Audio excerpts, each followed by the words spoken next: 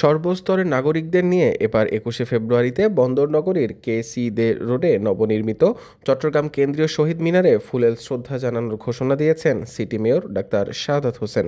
মঙ্গলবার দুপুরে শহীদ মিনার পরিদর্শনে গিয়ে ২১শে ফেব্রুয়ারির আগেই শহীদ মিনার প্রাঙ্গণ পরিচ্ছন্ন ও রঙের কাজ শেষ করে চলছে শেষ মুহূর্তের প্রস্তুতি।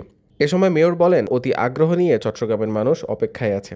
শহীদ মিনারটি কীরকম হয়েছে, প্রথমবার তারা এখানে আসবে, এটার প্রতি নগরবাসীর আলাদা একটা আগ্রহ তৈরি হয়েছে। শহীদ মিনারের ডিজাইন পরিবর্তনের সম্ভাবনা সম্পর্কে জানতে চাইলে মেয়র বলেন, মানুষ তো চায় এখানে আসতে, তাদের যে আগ্রহ আছে সেটাকে আমরা বন্ধ করে কেন রাখবো? এটা আমাদের একটি ঐতিহ্য। এই জায়গাতেই সবাই আসতে চায়। আশা করছি এবার তাদের আশা পূর্ণ হবে।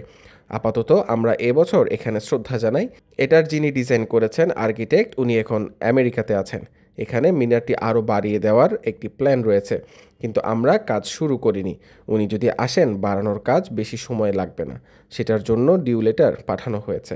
এ সময় আরও উপস্থিত ছিলেন চসিকের প্রধান নির্বাহী কর্মকর্তা শেখ মোহাম্মদ তৌহিদুল ইসলাম, সচিব মোহাম্মদ আশরাফুল আমিন, প্রধান শিক্ষা কর্মকর্তা ডক্টর কিসিঞ্জার চাকমা, গণপূর্ত বিভাগের নির্বাহী প্রকৌশলী কামরুল ইসলাম খানসহ কর্মকর্তা ও কর্মচারীবৃন্দ।